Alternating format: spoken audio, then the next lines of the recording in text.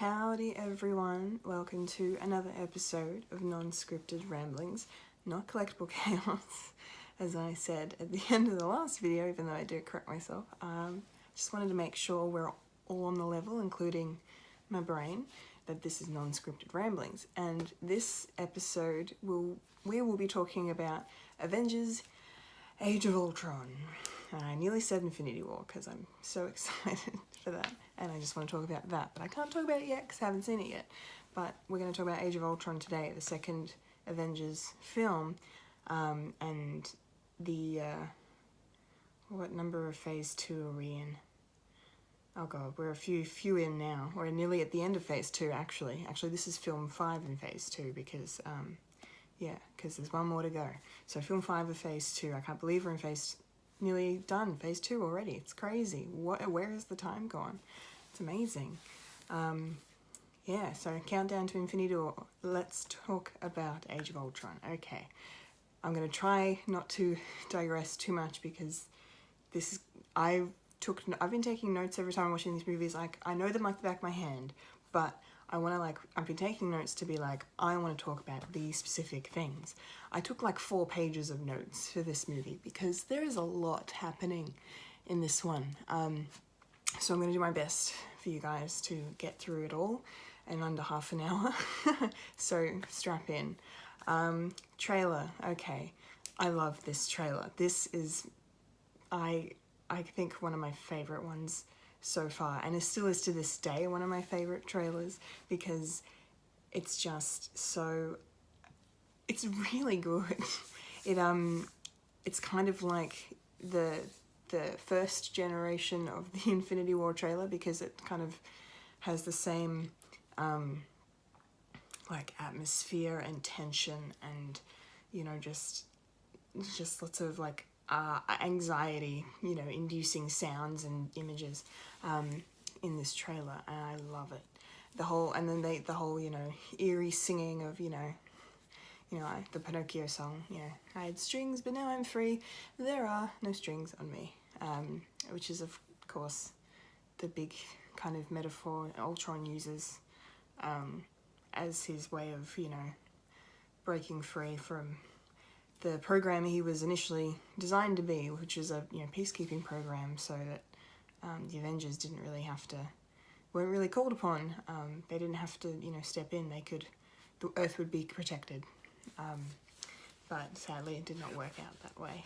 But this trailer it's wonderful and dark and just unsettling, and it does a really good job of setting up the film and the characters. There's a lot of images and stuff that aren't in the movie that are in this trailer, which is, you know, I'm starting to notice it's just kind of a trend. That's just what happens in these movies. That's what they do, and they just, you know, they don't use everything because there's so much. Because the initial cut of this film was 4 hours long. Joss Whedon had it at 4 hours because he had such a big task on his hands with this film. It had to further the storyline of each character that's come out of their own movies, or, you know, or from the first Avengers film that we haven't seen since, like Hawkeye, and, you know, and then it had to advance, you know, the story within the movie, and then the overarching story of the entire MCU.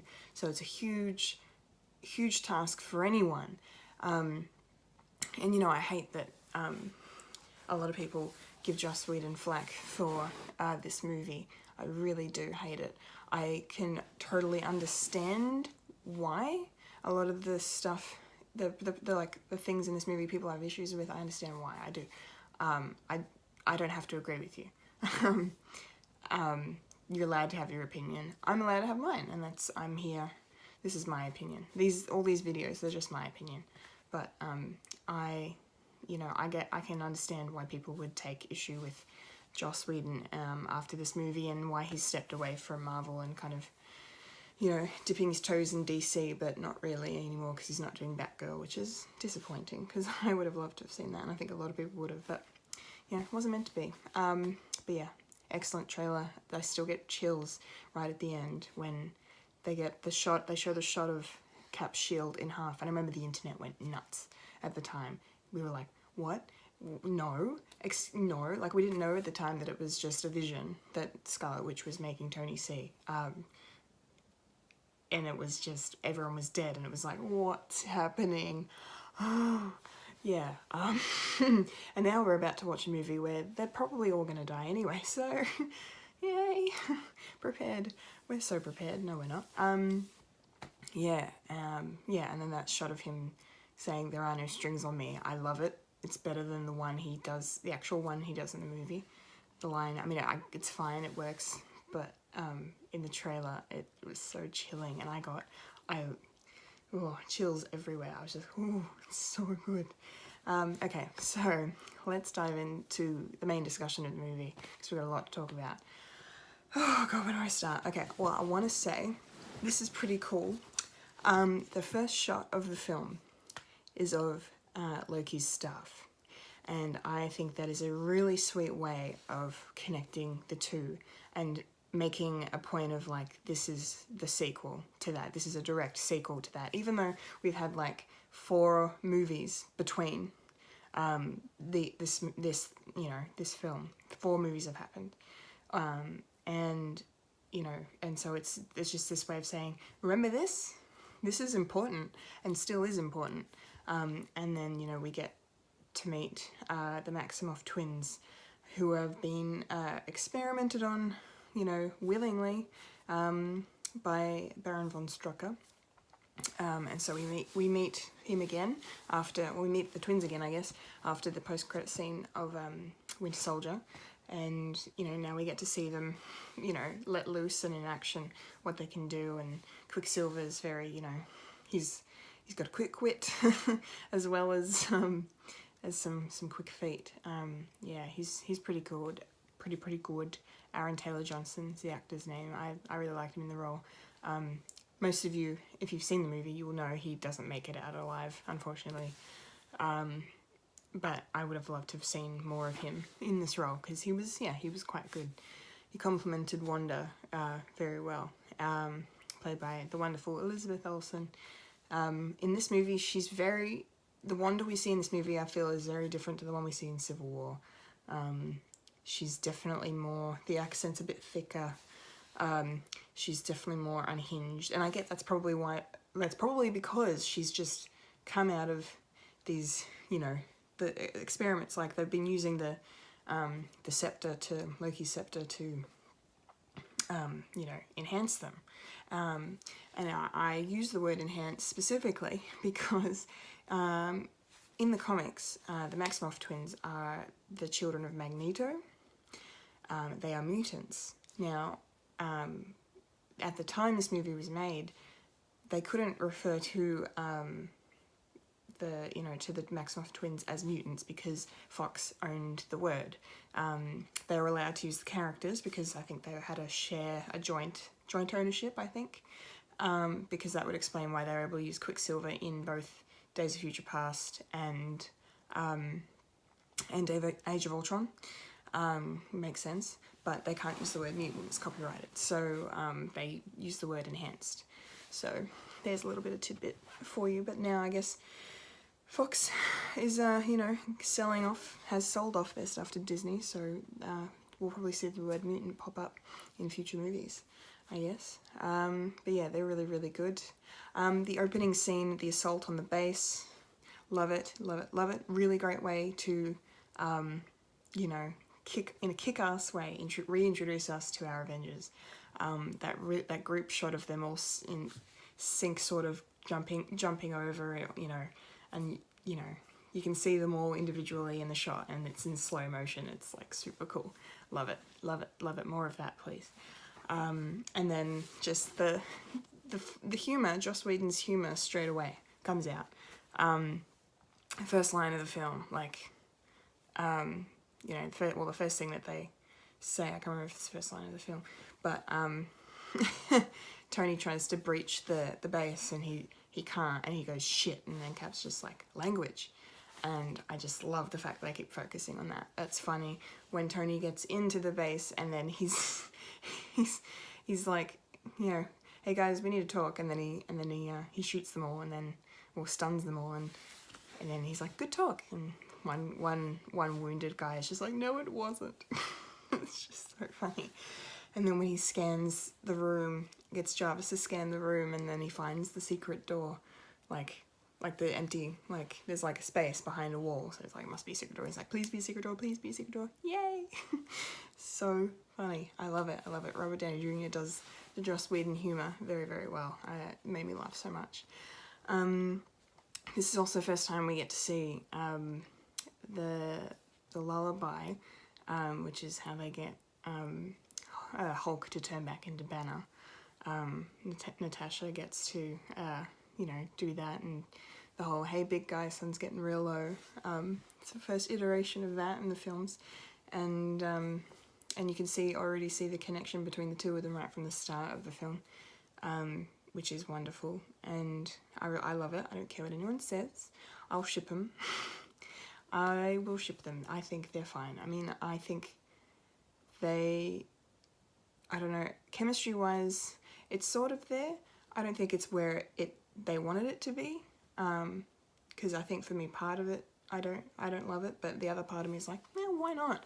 You know, they're two troubled souls. Why not have them, you know, let them have some happiness? So I don't hate the ship. I will ship it. It's fine. Okay, what else can I talk about? Let's have a look. Yeah, gosh, there's so much. I'm just looking at my notes. Guys, just bear with me. Oh yeah, okay, important scene. Okay. We haven't even hit the title card yet, and so much is happening. And we're at 11 minutes. Trust me, I'm not going to go scene by scene, guys. It's okay. I'm going to skip through a few things. So, we get the first epic display of Scarlet Witch's abilities, what she can do. So, she makes Tony Stark, she plays perfectly on the PTSD we saw in Iron Man 3, and, for lack of a better word, enhances it. And she makes him see them all dead, and that's why we get the vision and the shot of the shield split in two. And then just Tony's just devastated, like he gets spooked by the big Chitauri Sentinel. The monster just comes like from behind, because they have one. Hydra took one and used it for experiments as well. And then yeah, there's that image of them going through the wormhole to Earth, and Earth's doomed, and Tony's like, you know, this is my fault. I let this happen. Like, he feels responsible. Because obviously he's the only one alive in this vision, so he's like, well, it must be my fault. I need to do something more. And so they let him take the scepter so they can, you know, tinker with it. And then Tony decides that, you know, he's gonna use it to create Ultron. But the peacekeeping program that they've been working on, him and Banner, and, you know, maybe we can make artificial intelligence. And, you know, that doesn't go exactly according to plan now, does it? I will like it to be known that his intentions were good. Tony Stark's intentions were very good, but this is obviously the next step in his kind of, you know, he's kind of having a 3-film arc of, like, him struggling with post-Avengers issues, and this is the second film of that, and his reaction to that in this film is to do this, and to like, oh, I have an opportunity to as he says, put a suit of armor around the world, and then Banner's like, it sounds like a pretty cold world, Tony, and then he's just like, I've seen colder, referring to his vision, of course, and then he's you know, says the iconic line, like, peace in our time, imagine that. Yeah, and then, you know, they go ahead and do it. They have the awesome party where they celebrate, you know, finally putting a stop to Hydra, or so they think. They haven't watched Agents of S.H.I.E.L.D. Anyway, so they have a party, and the best scene of the party, of course, has to be hands down. Well, before I get to that, because that's at the end of the party, but Stan Lee has his cameo in the party, and it's so funny. He gets completely wiped out on Thor's, you know, special brew of alcohol that even if you watch Steve Rogers' face during the scene when he takes a whiff, and the look he gives Thor, like, he turns to him, he's just like, damn, like even I would get drunk off that, and he can't get drunk. So, and then, you know, all the army vets had them, and Stanley played one of the army vets, and then, you know, he gets dragged out by two guys and just saying Excelsior, like really drunk. So funny. I love that cameo. It's one of my favorites. Okay, so the main part of the party that I love is not only the funniest part of the film, but then it directly sets up the conflict of the film as well. So it's just great.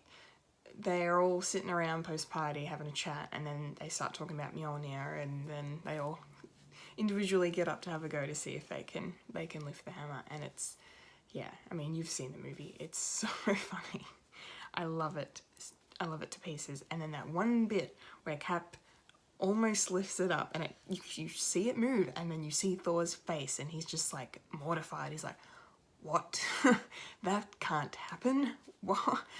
I don't understand. And then immediately he can't lift it, and then he's just like, oh, phew, I'm okay, it's fine, he's not worthy. None of you are worthy. And then Ultron shows up, and then the fighting happens, and they all go to work.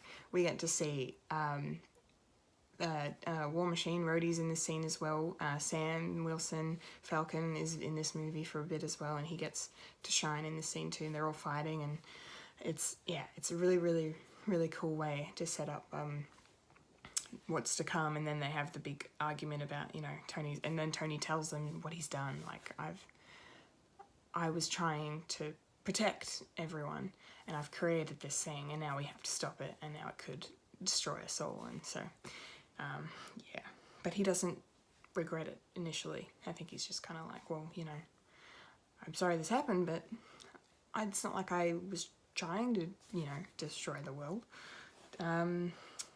Let's see, what else do we have here? I'm just trying to think of what I can... Yep. Oh yeah, I love this line. Okay, this is a line directly from Cap. He says, I thought the Avengers were supposed to be different from S.H.I.E.L.D., and he's referring to the Winter Soldier events of, like, you know, Hydra within S.H.I.E.L.D., and then and Fury, before he realised the truth, when he was explaining to Cap the whole, you know, what was it called? Project Insight, about how they were going to stop threats before they happen. And, you know, he was just like, well, this isn't freedom, this is fear. And now we've got Tony Stark trying to do the same thing. He's trying to protect the world and stop a war before it's even started. And even later in the movie, they're on Clint's farm, Tony and Cap, they're outside, they're chopping wood, and it's a great scene. It goes for like a minute. It's fantastic. It kind of lays the groundwork for Civil War, and you see each side of their story and where they're both coming from, and that they just don't get along. And then Cap says, every time you try to stop a war before it happens, innocent people die every time. Because, you know, Tony's just like, well, isn't this the why we fight? So we get to, you know, end it so we can come home. You know, he doesn't want to fight. He wants to stop fighting. We want peace. He wants peace. Cap wants peace too, but not at this cost, obviously. And so I love the conflict there, and I love the way the story is written. Joss did a really good job with this script. He really did, you guys. I love it.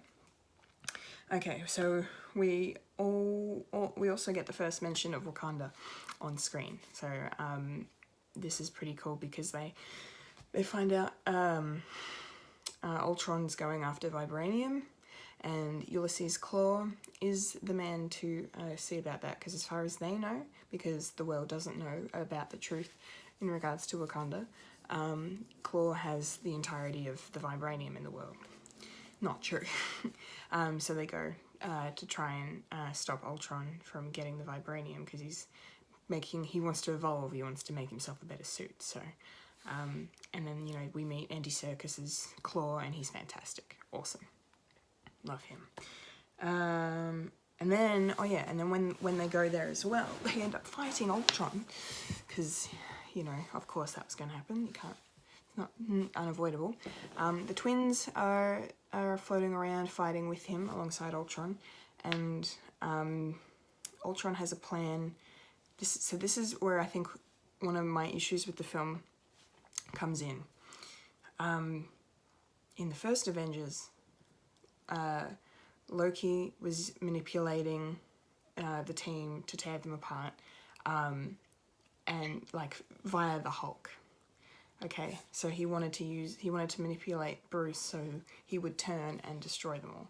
And then, you know, they were getting, and as a result, they were being pitted against each other as well. So he tore the team apart. I mean, they, you know, it didn't ruin them completely, but, you know, it did kind of work, you know, the Hulk became a thing, and then, yeah, shit got fucked up.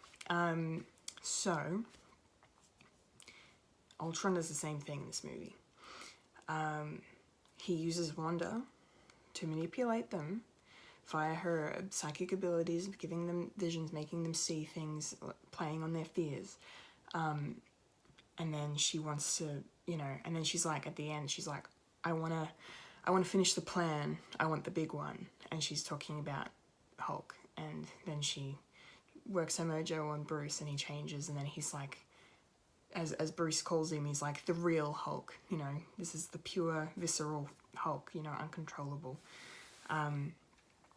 Yeah, so my issue is just like, why would you use the same thing again? That's my only problem. I mean, it still works, and it works in this movie, and it works in this context, but why, bang this drum again? There could have been other things they could have done, like, they don't need to, and that's why, like, I think when I get to Civil War, I'll probably talk about it as well, because it comes back again. But, you know, it's fine. And then, yeah, of course, we get to see the Hulkbuster. Veronica comes down from outer space, and then we get Tony in the Hulkbuster suit, and it's awesome. He, one of the funniest things in the movie is when he's bashing Hulk's head repeatedly and just says, go to sleep, go to sleep, go to sleep, go to sleep, go to sleep. I love it. It's so much fun. Yeah, I love it. And that Hulkbuster scene is really, really, really good. Really well done. I should talk about the visions that Scarlet Witch makes them see as well. We get Black Widow's origin, sort of, in a twisted kind of way. You know, her training in the Red Room, as she calls it, and how she was trained to be an assassin. And it kind of messes with her head because that's the past. That's part of the red in her ledger she wants to wipe out. So she's not, you know, wanting to be associated with that anymore. And then, you know, and then we get Cap. Oh, bless Steve. He sees Peggy. He goes to, you know, this like dance hall, and then he meets Peggy there, and, you know, because like, obviously the big thing for him is that they never got their dance, and so he dances with her, and it's really lovely and beautiful, but also very upsetting because, you know, it never took place. And then Hulk gets a vision of Asgard kind of gone crazy. Now, here's another issue I have with the movie. I said at the top, I'm like, it's fine. It's Joss Whedon's fine, but then I'm like, there's a couple of things wrong, guys. There's a couple of things. Okay, this Asgardian scene. So, Loki was supposed to be in this. Okay, so the reason he's not is because it didn't test well with test audiences. They thought, based on the vision and based on the fact that Loki was the villain from the first film, when he appeared in this scene with Heimdall and Thor in Asgard, people thought he was the real, you know, he was the puppet master. He was pulling the strings. Apparently it came across that way. I don't know what the dialogue was. They haven't released this scene. They filmed it. It was filmed. It was definitely in a version of the film, but they never showed the film, the scene, even though Joss Whedon said it would be on the DVD, and they never did put it out there. So probably never going to ever see it. But the remnants of that, I believe, this is my theory, and I think a few other people online have had this theory as well. There's a quick scene, 2 seconds, of a cloaked figure walking through, and you don't see his face, but he's wearing this black cloak, and he just, the way he kind of, his gait just kind of, I see Loki, and everyone online is just like, that was Loki. He was cloaked, like, for some reason he was shrouded in this big black cape, cloak with a hood up, but, you know, and then he would have probably taken it off, and, oh, oh, it's me, and then he stabs Thor. Yeah, so that disappoints me, but, you know, it's interesting that that people thought that Loki was pulling the strings of Ultron for some reason from that. I wouldn't have taken that at all, but anyway, whatever, it's fine. We wouldn't have even known he was going to be in the movie if Idris Elba hadn't, you know, spilled his guts and said that he just filmed a scene with Tom Hiddleston and Chris Hemsworth and it was really fun. I'm like, thanks, Idris. It's alright. Anyway, so where do I, oh yeah, after the chopping scene, the wood chopping scene, Nick Fury shows up, and then Tony and him have a bit of a powwow, and then he's explaining Ultron to him, kind of, and then he's like, this is the end of the path I started us on, and that is such an iconic line from that movie. It was in the trailer, and it was just, it's very appropriate for now, for where we are, because depending on what happens after Infinity War, or in Infinity War, you know, it will be the end of the path that he started us on. So it's a nice little bit of kind of foreshadowing, I think. Which is very interesting. Now, what else do we have? Change in the page. Oh yeah, okay, so they go to Clint's farm. Obviously they're already there because I've been talking about it, but yeah, they're on Clint's farm, and it's wonderful. We get to see that Clint actually has a family. He has a wife and kids, one on the way, and it's wonderful and lovely and stuff. Okay, I'm just going to disclaim now, we're nearly at 27 minutes, and I've still got a lot to say, so I apologize. We're not going to be under half an hour, but I'm just going to try and powwow through this. Okay, so, yes, one of the most important and controversial scenes in this film is the scene between Bruce and Nat at Clint's farm.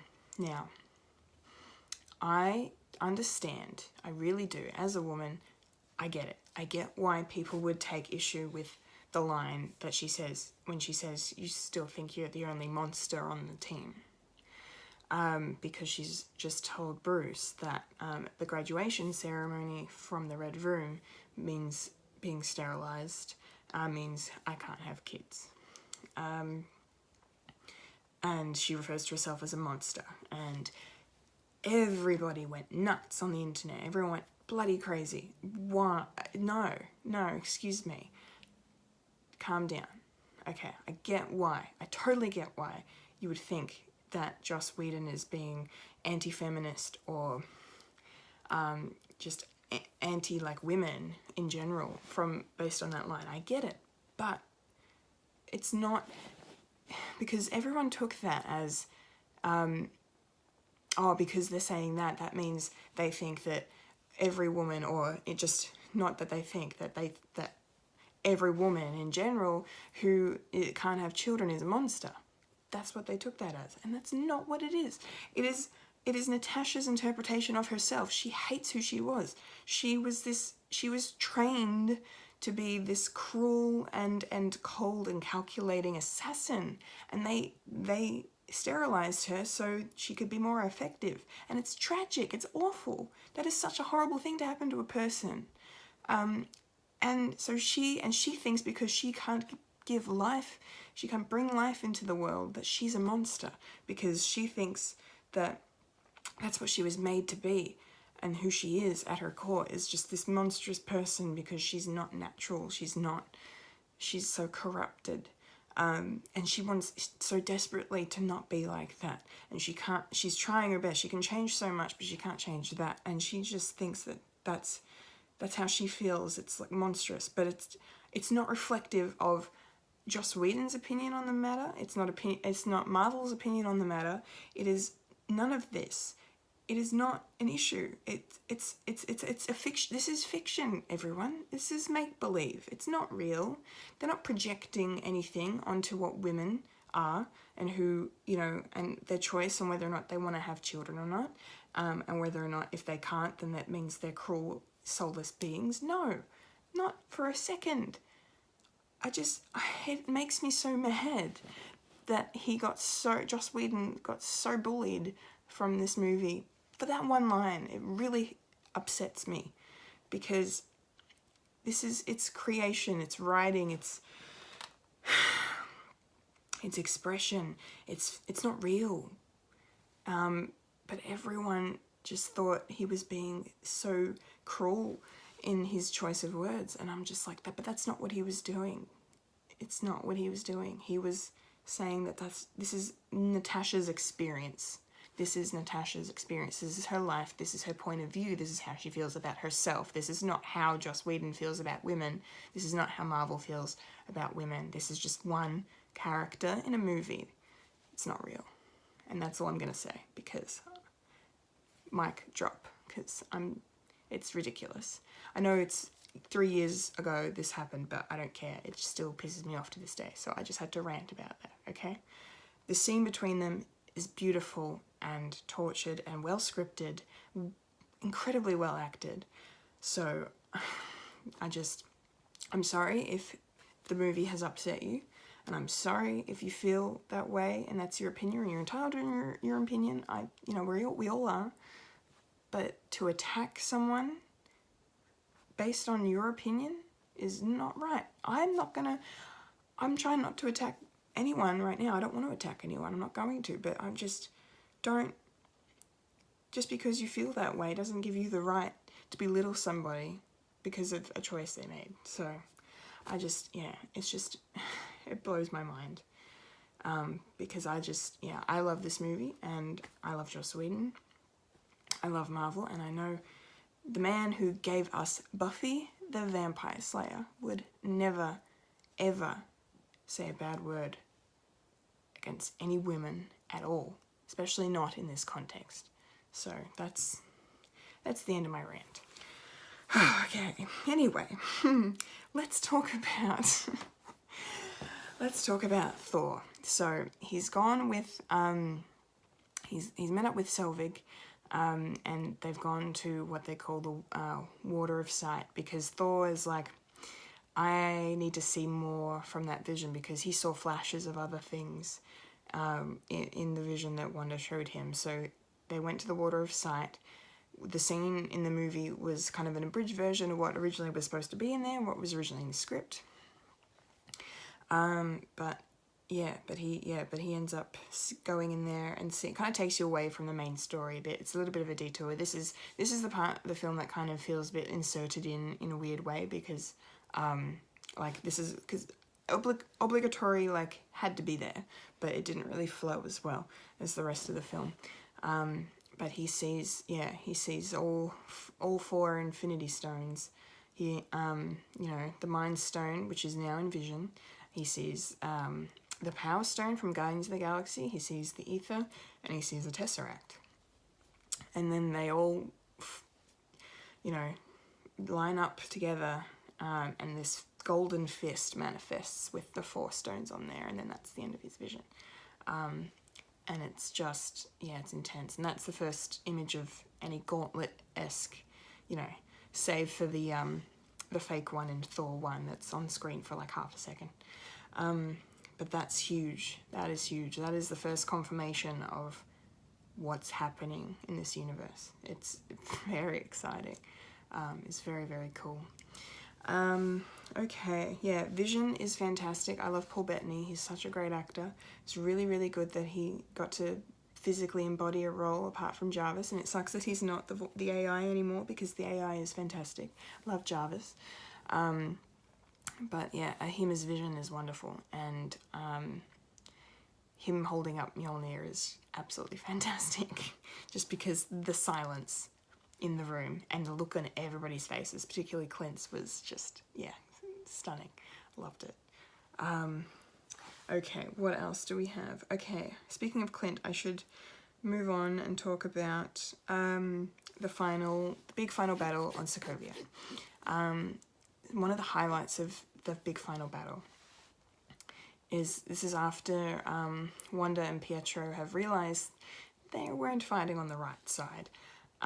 So they end up joining forces with the Avengers to stop Ultron. And then we get Clint giving Wanda an amazing speech, where he specifically says, "The city is flying, we're fighting an army of robots and I have a bow and arrow. None of this makes sense.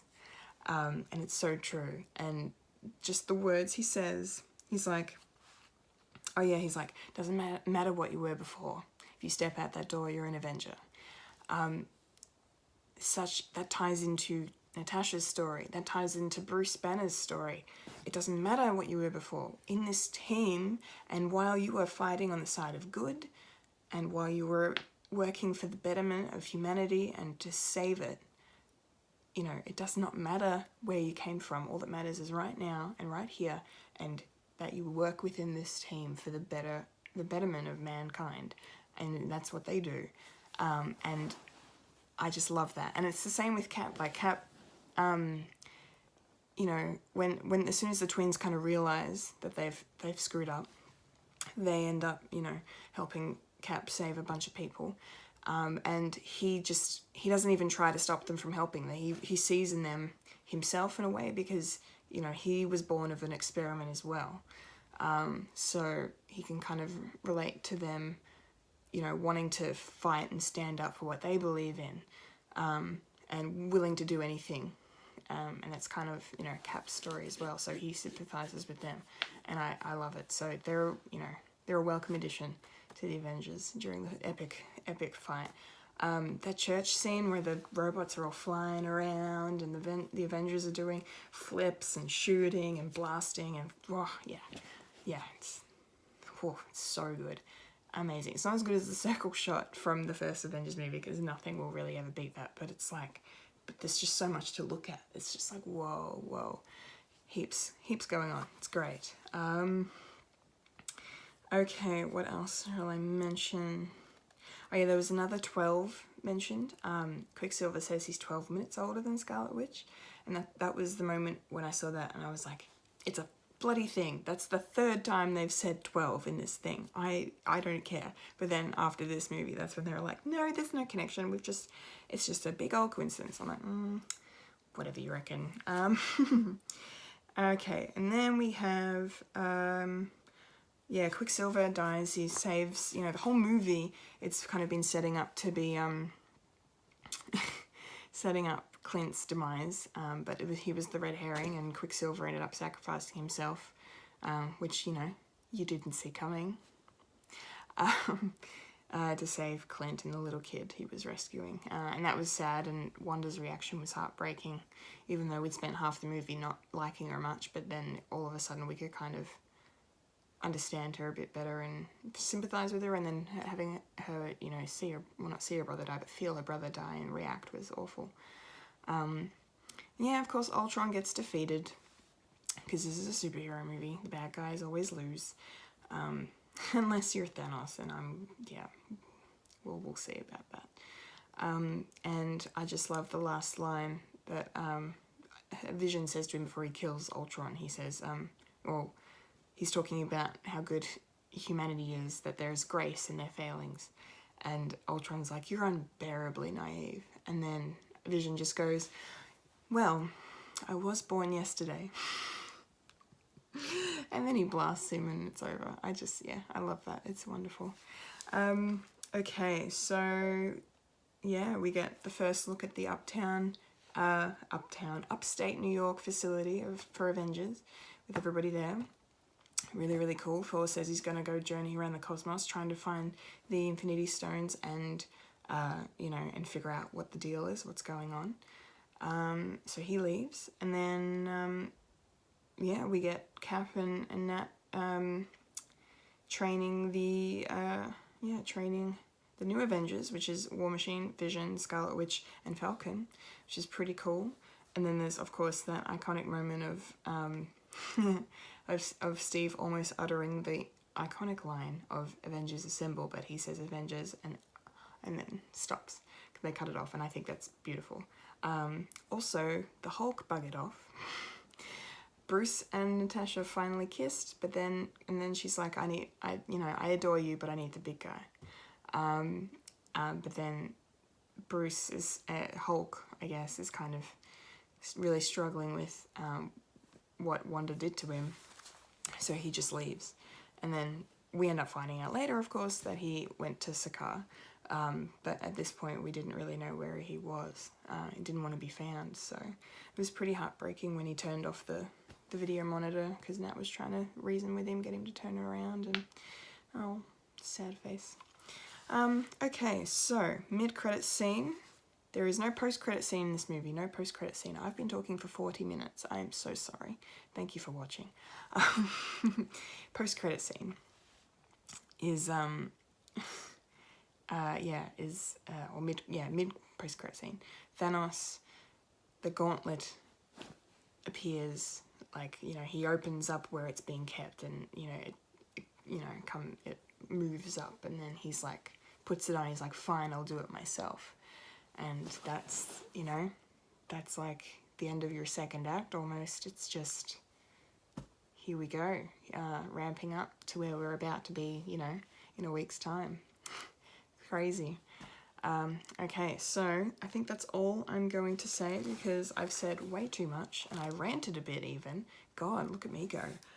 Thank you so much for watching, you guys. I really appreciate it, of course. And next time we'll be talking about Ant-Man. So that's going to be a lot of fun and a lot more lighthearted than this movie was, because there's some pretty serious shit that happened, even though it was very, very funny because it's a Joss Whedon movie as well. But yeah, thank you so much for watching. And I've been a Kendall Richardson, and you've just experienced non-scripted ramblings.